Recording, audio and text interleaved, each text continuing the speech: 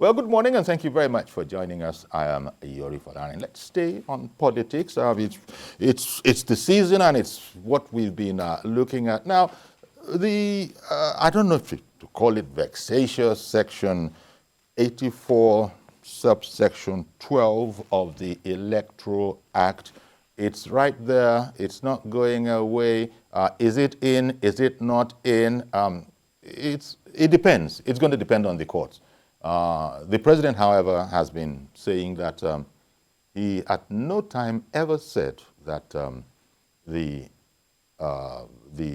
offending section from their point of view should be deleted, but that what he had said before signing and even after signing was that it prejudiced, compromised the fundamental human rights of Nigerians, especially if you happen to be a political appointee. And he feels that because of that, it has no part. It should have no part.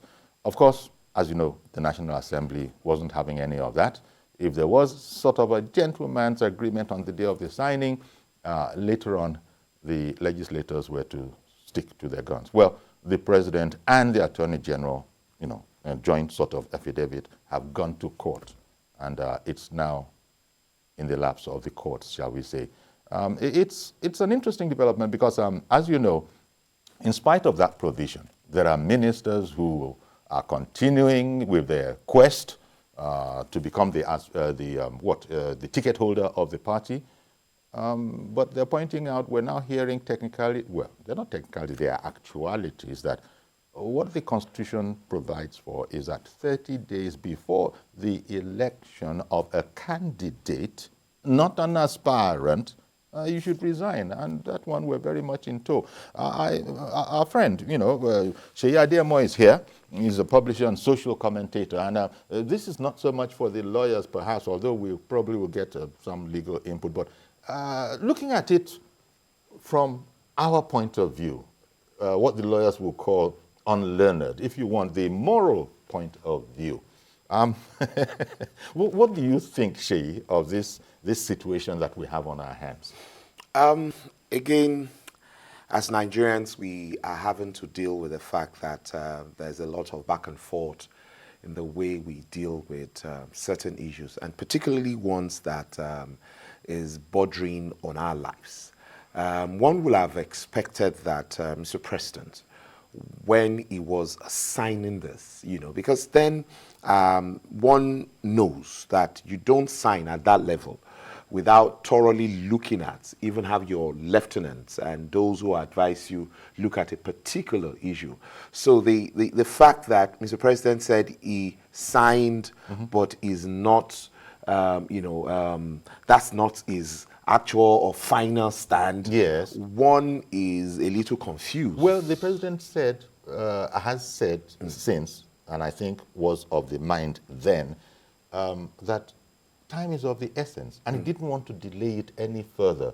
So that was why he made the commentary, sort of the almost caveat, but I fear that is a legal word, and so one might not be able to use the word caveat, but with the proviso that you guys will do the, shall I say, honorable thing, and just please delete 8412 from this Electoral Act that I have signed.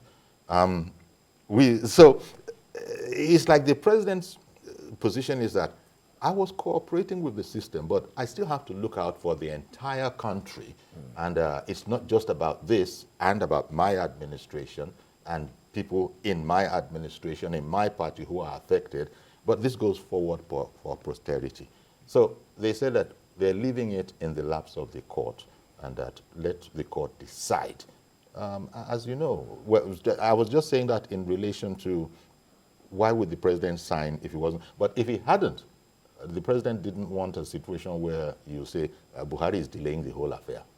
Okay, so we've had several situations where we've had a lot of delays. And one thing I try to do is the office of the president is the highest office in Nigeria, and it's not an office that by any way I would want to respect. Is an office that I believe deserves a lot of respect, and one should always give that respect to that office. It's just that when things border on our lives, we are saying that as a people, there's a need for all of us to be careful so that we do not have back and forth, particularly when it comes to leadership. You know, in recent times, because the election is around the corner, I've had discussions, you know, with several people, and, you know, they will say, oh, it is the people. Nigerians are not very good people. Oh, and some people will say it's the leader. And the thing I'd always normally will refer to is, look, you cannot, in the middle of a journey, tell the driver or the pilot to come out of the cubicle or to come out of the driver's seat and say you want to take over the driver's seat. So at the end of the day, that seat, you know, demands a lot of care, a lot of being careful, so that at the end of the day, wherever you are tilted is where you're tilted. When you sign or you take a decision, it is believed that that has been thoroughly thought out, and whatever you say is what you have said. Yeah. Because you see, because that's what your signature says. No, your signature at the bottom of everything says that it I'm in agreement. It borders on our lives, you know, because you see, with all the things that is happening in the world, you know, in Russia, in Ukraine, you discover that the office of the president is such an important office. It's an office where whatever you say or you think to be said, a lot of people are already following it, and it could cause disaster. People could die. And so it's not an office where you say, oh, no, I said it because that's not what exactly I said. It's not really fitting for that office. Well, it's an interesting analysis because, as I said, the president's main reason for signing, as we were to hear, was so as not to delay anything. But he then depended on a gentleman's understanding. I won't go as far as using the word agreement. On a gentleman's understanding that having made his comments,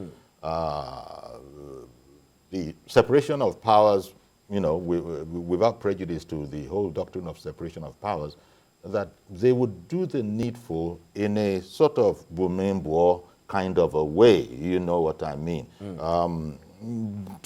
But once those, because I think you can even look at it from one point of view. Mr. President probably felt, that is going back to what you said about they need to check everything before they append their signature. Mr. President probably was of the mind that the National Assembly had made a mistake. The National Assembly will never agree to that position, by the way. The National Assembly has made a mistake, and somehow we can fix this. Let's not be too pedantic about it. I'll sign it. Guys, maybe you send something to me so we can take it out. Now, all of that is what you are saying. The office is far too important and the signature is far too important for that. Okay, got a bit more. The ruling party, APC, as you know, has now amended its constitution to be in line with the president's, point of view on this whole matter, saying that it has removed that clause in its own guidelines for its aspirants. That opens up the way for Malami, for instance, he wants to be governor of his home state, of his home state, and he has said that I'm not going to resign until. Well, he didn't even go as far as that. He just said that since you people are asking me, I'm the son of an Islamic teacher. I'm very, very humble. I would never say myself that I want to be this. But since you people are calling me because of that, okay, I'll come. So the impediment of Oga, don't try it, 8412, that one they are battling to remove right now. So the party has thrown in with the president. Yeah, I mean, of course. I mean, the president is the leader of his party. And you can't be seen to be at variance with your leader. You will definitely not be a party at that time, because the expectation is, if you're a responsible group or association, you're expected to be in line with the leader or the leadership of the party. But you see, let's throw this to the people's court. Now, what is most beneficial for the people? Because you see, at the end of the day, we keep saying, this provision, Electoral Act. If somebody sits in an office till the few days to 30 days to election, 30 days to election before he resigns, as a people, do we agree that is a healthy arrangement, or we say that, look, we are not sure you will play fair? Because you see, No, you can't play fair. If you're using all the might and clout and whatever, all the benefits of being, for example, the Attorney General of the Federation. Nigeria, just for example. He's not the only one, by the way. Yes, I know. So we're not picking on him. Yes. But you bring all of that to your aspire. I just don't, I just don't know. You know, because you see, for me, that is very, very important, because, you know, we could do as much as we can. I mean, people have said, now I'm not a lawyer and I'm not ready to start taking that role on, that the law is an ass and all of that, and, you know, but we always must be careful that the essence of the law in the first place is to protect the people, to protect Nigerians, to ensure that as a people we're able to get the best deal out of whatever we're doing. Which is precisely Mr. President's point of view. I am looking out for the people. I'm trying to make sure that nobody's right is infringed upon, and it is a constitutionally guaranteed right that this Section 84, subsection 12, would be at variance with. So you can see it from the moral side. You can also see it maybe from the president as the protector and defender of the rights of every Nigerian side as well. But let's hear what Mr. Ade in the UK has to say about the matter. Good morning, Mr. Ade. Good morning, Dr. Yori, and good morning to my brother there. Make him an engineer now. Yes. Since you made me a doctor. The line is not very clear. I'm sure you are hearing me properly. Yes, we can hear you. Okay. What I want to say is that I'm so disappointed that the president is just laying back there, not interfering in everything going on, because you can see ministers, about 4 or 5 ministers, going about campaigning while they are on duty. It has not happened in Nigeria before. And the president didn't say nothing, even without this Electoral Act. It is very, very wrong. We're having a local government election here in England next month. You can never see any MP or any cabinet once they go back to their borough, which is their local, they will be walking on the street with their food, no driver, nothing. And that's how they campaign. In Nigeria, they are using the money, taxpayers' money, to go about campaigning, and the president didn't say nothing. And I'm sure this electoral is a good thing. It's like a time bomb for them. By the time the case gets to Supreme Court, you will see that this law will stay. That's number one. Number two, our Attorney General is in charge of all these things. He knows what he's doing, because he wants to be Attorney General to the last day. At the same time, he wants to be the governor of his state. And you can't have both ways. It's very wrong. And when people say they are paying 100 million for form, it's not their money. It's our money. Nobody can work hard and go and carry 100 million, pay for a form when you know you are not sure you want to win. You understand what I'm trying to say? So, well, I hear what you're saying. This is a bad omen for Nigeria. I'm telling you the fact. But people go, ministers serving, campaigning with our money, going everywhere, and nobody's talking. It's wrong. Okay. All right. Wrong. Thank you very much. Next month. No, okay. You can't see any cabinet office. I'm speaking now, everybody's hearing me. Ask anybody in England. You see? Okay. Thank you very much for calling in, Mr. Ade. You made a number of sweeping statements in there. Let me just pick up one. You said nobody can work hard and then go and pay 100 million naira. You can't say that. There are people, who will do that, who can afford to do that. Just thought I'd address that one. The other one is that it's our money. And that they are using our money. I don't know what evidence you have for that, because none of those people is going to admit that it is indeed public money that I'm using for all of this. I'm just saying that to be on the straight and narrow. You've said yours. We've registered your opinion. We think it's important, but we also have to say the counter to it, that the mere fact that a person is in public servant doesn't mean he's using public money to do all of these things, although it's a very popular notion with our people. Abhishek? Yeah, that's the general thinking out there. But you see, again, I would not want to burn my energy on trying to say whether it is our money or it's public funds. My concern is, at the end of the day, we have a deal in our hands right now. We're about to go into another deal. Our problem is so in our face. we must do what we can before we board this new bus or plane again, so that we will not have to complain, cry, gnash our teeth for another 4 years. Because for me, that's the concern. Indeed, and that's why we're taking this from the quote-unquote moral public perspective. The lawyers can make a whole meal add dessert to this, and they can, once they start on it, they can be on it for the next 24 hours if need be.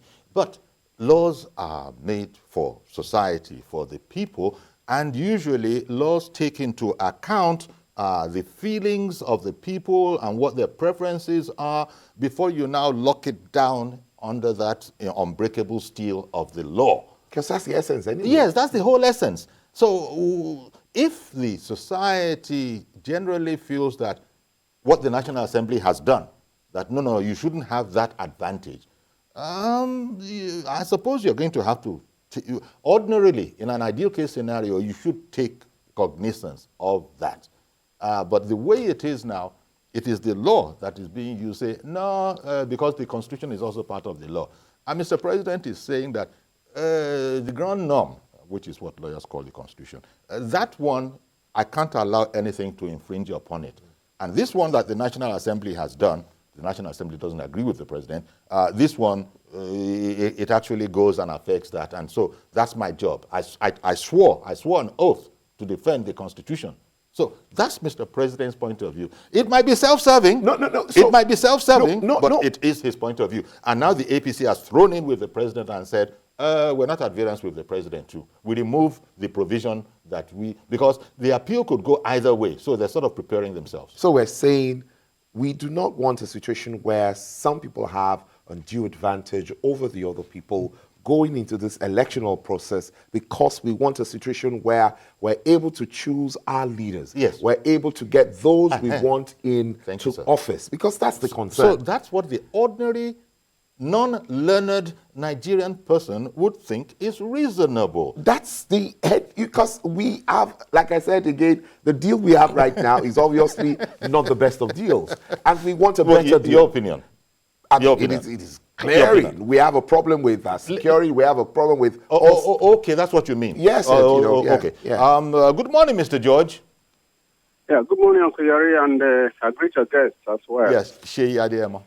Uncle Yori, the title of today's discussion is that federal government says that amendment to the Constitution by National Assembly is unconstitutional.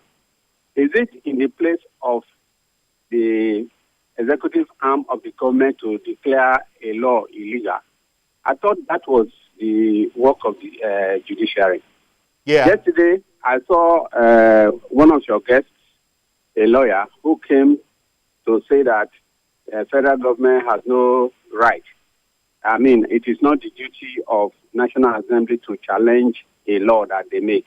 If the National Assembly of a country makes a law and the executive arm attempts to thwart it, so the National Assembly, the legislative arm, has no right to say, no, you cannot do that. I don't know where that man got the idea from, but I think it is wrong. So the ministers that have refused to leave, I said it the other day, none of them is actually serious about contesting that presidency. They just want to make a name and improve their CV. If the party let them try it and feed one of them and see what will happen. Because the law is a law and it has been enacted and signed by the president. And the same president is saying that the law is no longer a law. I've never heard of that before.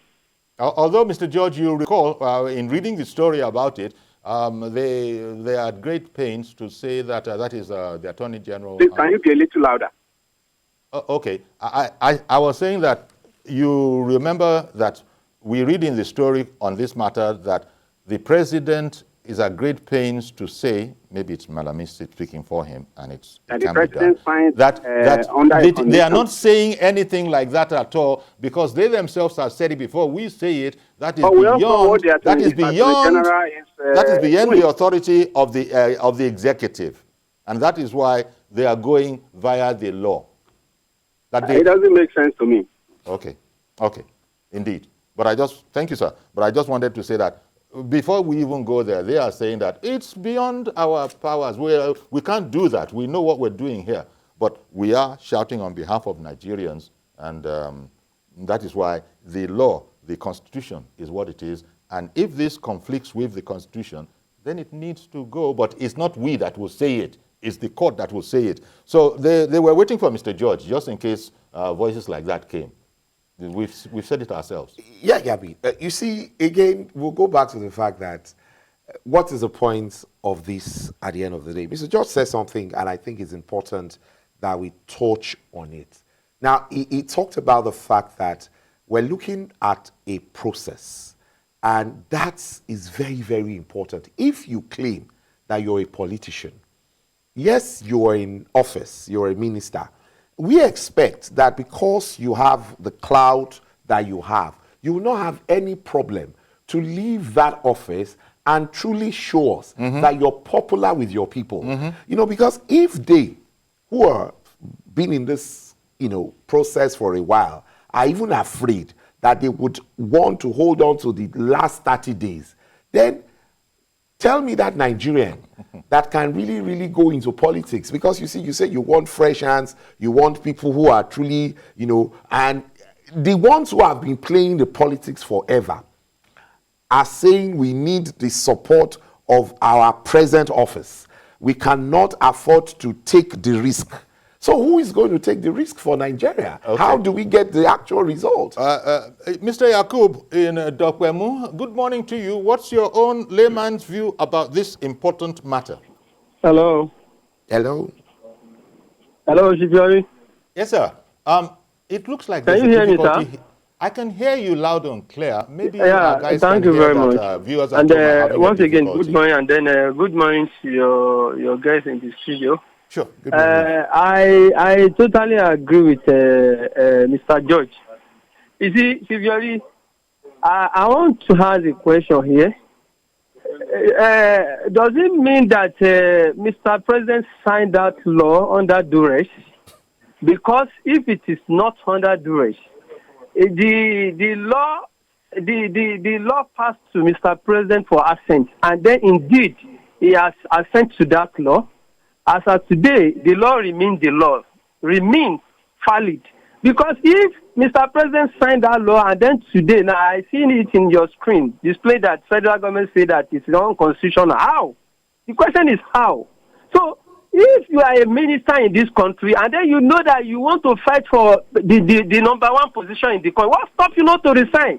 Because you are jeopardizing the ability of another person to hold the same office that you are holding presently. If, in fact, another person can even head that position and then did well more than you. If you know that truly you want to fight for the number one seat in this country, you cannot just have your bread and you still have a knife and just you cut it the way you feel. It is not done anywhere. If they like, they don't resign, the law will catch up with them until that law changed by the Supreme Court. The status quo remain the way it is because Mr. President has signed that law and then it has remained the law. That is the law of the land as today. I stand to be corrected. Good morning, sir.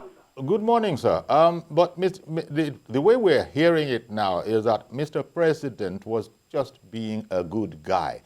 I signed it, I signed that law in good faith, having before signing, noting that I see a problem here, and after signing, reiterating that position that I see a problem here, please, guys, let's see what you can do about this matter that I have highlighted.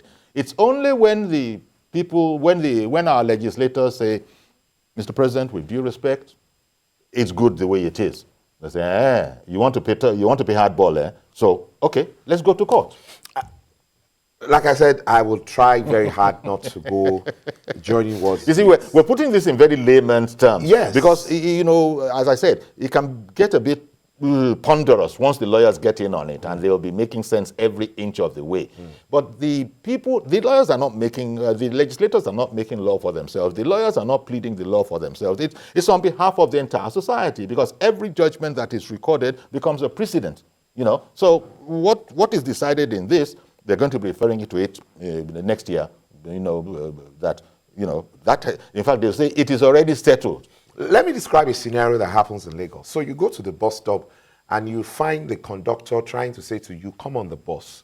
And you will do anything. Sometimes they will come, stop other vehicles just to make sure that you get onto their bus. The moment you board the bus, they will tell you, sit well. If you don't sit well, give me my change. And they'll start insulting you the moment you get onto the bus. Now, what am I trying to, picture am I trying to paint here? The responsibility of the people and whatever we can do right now is onus on Nigerians to ensure that we tackle the politicians, we speak to everything and make sure that when we go into the process of voting, we're able to truly vote those we want into the office. Because that's our concern. Because the moment we board and the person is sworn into the office next year, you just wait in the bus. We're talking as laymen right now. I don't think they want us to vote who we want. They want us to vote from the selection they present. And so that is what you are asking. You are saying, no, let us vote what we want. The whole thing will scatter if they do it like that. But Mr. Emmanuel in Otukpo, good morning to you, sir. Good morning, Uncle Yori. Thank you for calling. And good morning to your guest in the studio. To start with, in that law... Carry on, please. I don't envy Mr. President because he has a cabal in his cabinet. I don't. Sorry, Mr. Emmanuel. Mr. Emmanuel, you can't say that. Mr. Emmanuel, you can't say the president has a cabal in his office. At least not on our program. Okay, please continue, sir. Hello? Yes, carry on, sir. Yes. Well, go ahead. Don't listen to the echo. Uncle Yori, you can see what the ministers are doing. You can see what the ministers are doing. Malami with Ndige and the rest of them who have refused to resign and are going ahead campaigning. Are they not supposed to obey the law of the land? They are supposed to obey the law of the land, but they are obeying it in the breach. And they shouldn't be acting like outlaws. Well, your language is a bit strong. Emmanuel, your language is a bit strong. I didn't want us to go that way. But thank you, nevertheless, for calling in. All we're trying to do is, what would be the layman's attitude this? It might well inform, because sometimes even the courts, they take account of what the societal expectations are.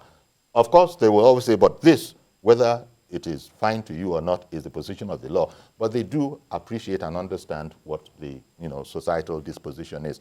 I'll take a break now. We're going to come back and continue this look at this intricate subject, Section 84, subsection 12 of the Electoral Act. What is the layman's perspective on it? Stay with us. We'll be right back.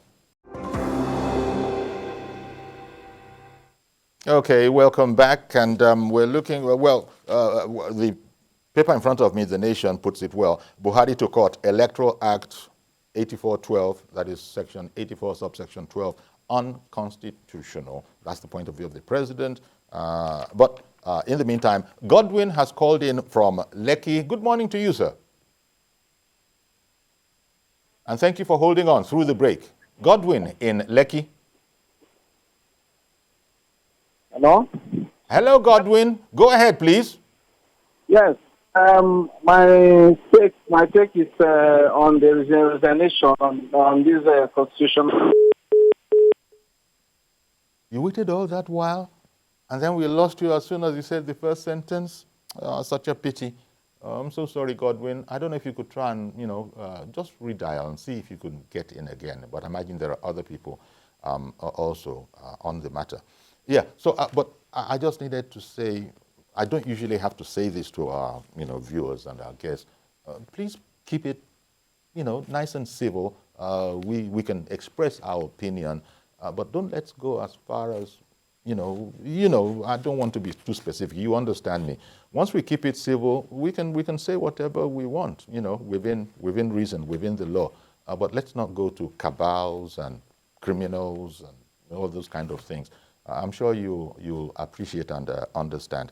So, but it does show you that it's an emotive subject. People feel very strongly about it. And sometimes the society feels frustrated by the law, but thank God for the law, because without the law, the society would just collapse, and there's chaos.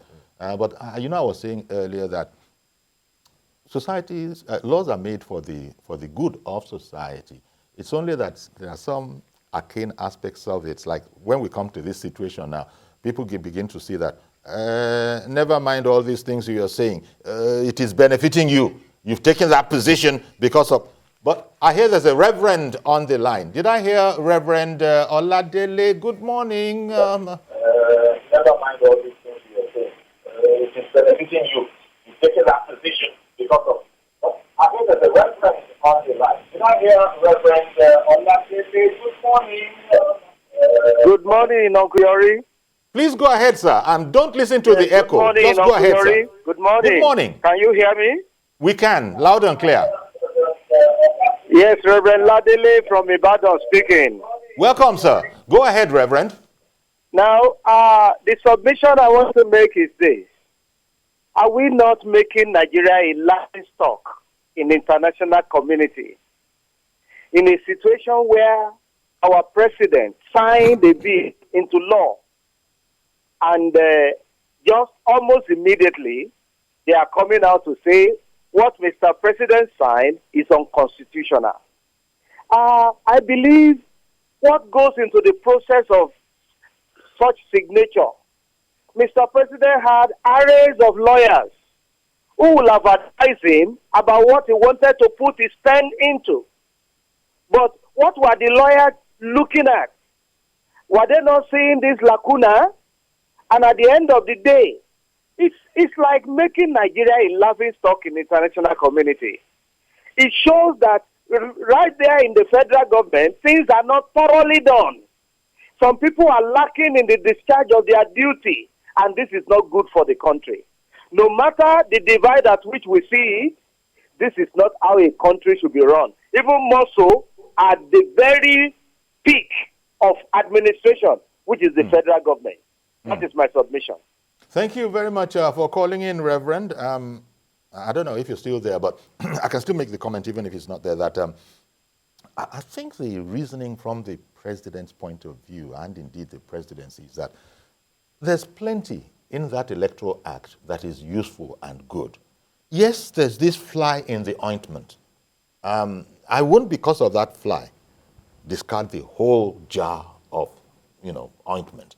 But hopefully somebody can bring a spoon to it and surgically just remove just the fly and a little bit of the ointment, and then let's get on with it. That was what we've been told was what was informing in relation to the point that has just been made by the Reverend, that look at all the lawyers, and before that Mr. Yakub made the same point. I think even Mr. George alluded to it, that look, there is plenty that is needful and good in that law, and because of that one sticking point, refuse to sign it, the whole society might well have begun to blame Mr. President, say, Mr. President is not helping progress, etc., etc. Super has called in. Good morning, Super. Good morning, my great Yori, and happy weekend and happy Salah in advance to you and to my elder brother in the studio. Thank you very much. God bless you. Thank you very much. Amen. Go ahead, please. Uncle Yori, you see, just like the last caller said, that it looks like Nigeria, we're all people are laughing at us. You think the world is not watching? They are watching. The US, the UK, and everybody. My Uncle Ade, who comes from UK, said, look, all the people campaigning in UK as a governor, they're all walking around doing their campaign without no flamboyant cars or money shared around. They're just doing their thing normally. Why are we like this? Does it mean well, I don't want to use the so-called, let me respect them and say the due honorable ministers. Does it mean they don't have respect for our dear president, for heaven's Christ's sake? These are the people who are making us feel that the man is not working. If the man meant well for us, why are some people pulling him down? The man has signed a bill into law, so why are you now coming out to tell us that this bill is unconstitutional? I mean, my heart is bleeding the way I am right now. Look, I just felt like I should just be crying for this country. You know, Okay. I blame those who go and never came back. And if I had the opportunity to go, Koyori, I'll tell you bye-bye. No. Don't check out. Don't do an Andrew. Don't do an Andrew on us. Thank you very much. Well, thank you very much, for calling in. I'm sure you were referring to the fact that the reason why the presidency and president decided was because this is perceived as a small spoil. But you see, from the reaction of Nigerians, you can tell that it is not small. Exactly. You see, the thing is, people are worried that we would go again into this process, and when we have done whatever we could do with the limitations we have, we will be blamed that, oh, Nigerians did not do their best. It is at this point that we can complain. It is at this side of the divide that we can say, oh, this is not right. Look, we've forgotten about the electronic thing that was discussed. That has been put aside now. We're staying on this. That in itself is also something that we need to tackle, because that is also as important as this. Because as a people, we're saying the exercise must be one that we are able to get the best result out of. Because right now, we are not comfortable. We're not sure that this process will give us the opportunity to vote in our choice. That's the complaint. Indeed. And in spite of our caption there and a few other, newspaper headlines, I think when you read the body copy, it's a bit technical. When you read the story itself, you find that they are saying that we can't say it's unconstitutional. That's why we've left it to the court. But we're going to bring this whole matter to the court to see. There's a joint affidavit where all the parties are joined and all of that, including the National Assembly. So it's like the federal government, meaning the president and Malami, are saying that this whole thing is not kosher, but we cannot say that it is unconstitutional. That would be the job of the court. Good morning, Matthias in Ketu. Good morning. Yeah, good morning. Please go ahead now. Yes, sorry. My name, yes, please. Without prejudice to the case that is already in court, I want to say with the greatest respect that when the issue of unconstitutionality is used, by even those who are concerned or that ought to know, with all due respect, that is why the lay people get confused. I say this because, take for instance, the issue of the payment for obtaining the forms, which is about 100 million with the ruling party and some other things. You ask yourself a question, how many people can afford it? Is that not on itself discriminatory and unconstitutional? And why are they not making that an issue? Why would this, which is an express provision coming from the legislature, who of course have seen the mischief that have been carried out all this while when primaries of elections are taking place, and then I say, okay, for purpose of curing this mischief, let us put this. And some people are saying, no, it is unconstitutional, that it shouldn't be there.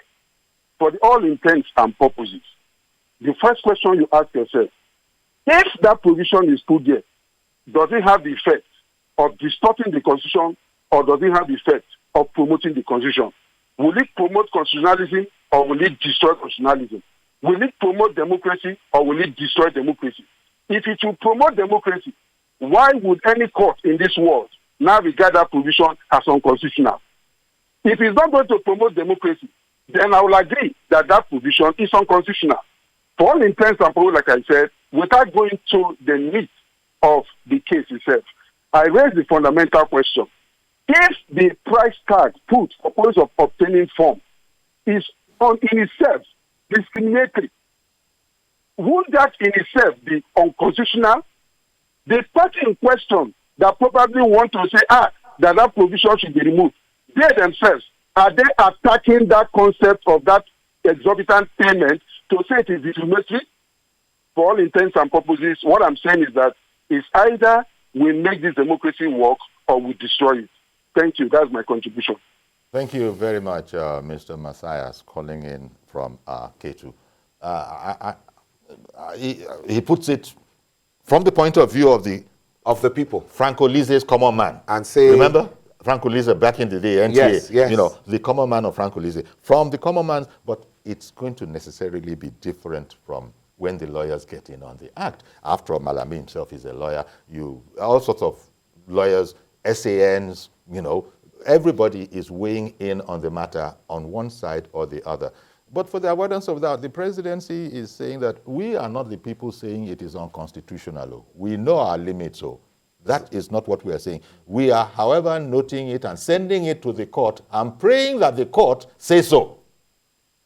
And so we would then plead with them to also listen to the people. Because you see... Because who is the law made for? Is it not the people? You know, because the question... And as Matthias was just saying, is it about promoting democracy and the stability of the Constitution?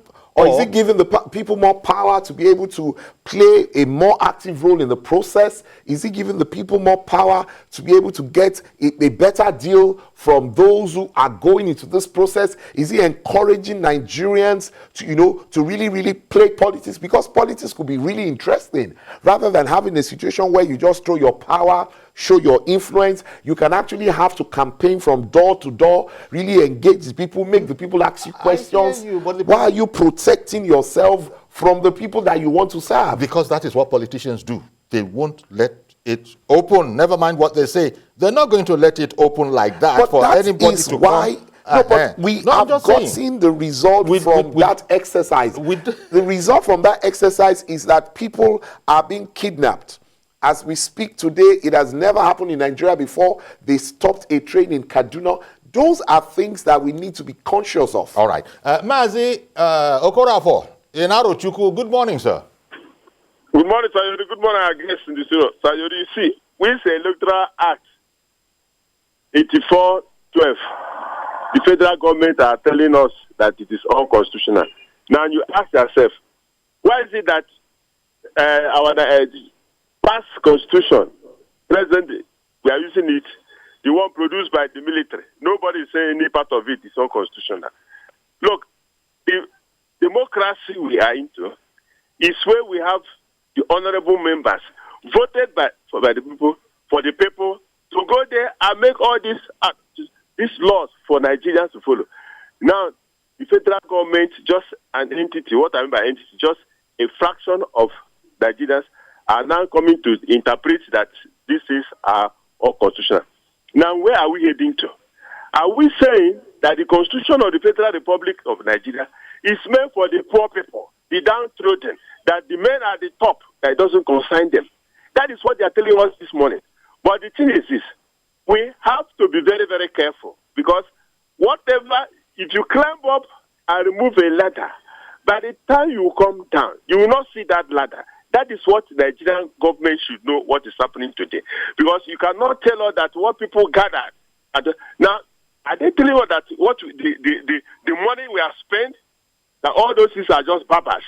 We have to be very careful, because the way we're moving, when we derail the democracy, it will come back, it will backfire. That is why you cannot rule out a lot of boomerang effects. A lot of them, you cannot rule it out. So people have to be very careful. Wherever you find yourself, follow the Constitution, follow what is happening there constitutionally, not to suit you. If you just shift the goalposts, well, to bring back the goalposts is not easy. All right. Happy Workers' Day to all Nigerians. Happy Workers' Day to you, sir, in advance, and your people and people in the studio. Good morning. Thank you very, very much. He makes a very important point, I think, you know, if you when you look at it. The Constitution is the Constitution. It's there. It was Matthias who said, look, are we promoting and solidifying the foundation of this Constitution, or are we, with all of this rocking of the pillar of our democracy, actually weakening it, and God forbid, let it not collapse? That's what people are saying. It will never collapse. I mean, I'm one of those Nigerians who believe that, so this Nigeria is for us and for them. It's upon us. We will continue to speak. Nigerians there shouldn't be a them. They shouldn't be there. It should be us. Yes. Yes. Unfortunately. And this is the whole problem. Yes. That the fact that in the public perception, Yeah. there is an us and there is a them. Yeah. Unfortunately. I mean, we could even just make it easy, politicians and the rest of Nigerians. Those who want to govern us are saying this is the way they want to go. And we're saying, so, sir, the way the things have gone over the years, what we have gotten is not good results. We've not gotten good governance. We're not protected. Our economy is going down the drain. So can you give us an opportunity where we can vote in people that we consider competent, that would ensure that they give us good economy and are able to protect us? And if you say, oh, Nigerians do not deserve that, and you now play around constitutionality and all of that, I don't think that's the way we should be going right now, because we're at a point where we all need to come together, both those who are in government and the governed, to ensure that we have a better Nigeria, because we deserve a better Nigeria. Okay. Godwin in Lekki, good morning to you again. Thank you for trying. Hello? Hello, Godwin. Yes, I want to be onto the program. Good morning. Thank you for calling back. Go ahead, please. Yeah, I want to ask a question. The question is this. Has any Nigerian called this morning onto your program? Has any Nigerian called into this program to object to? No Nigerian has called. We're all calling and saying the same thing. It means what the ministers are doing is very, very wrong.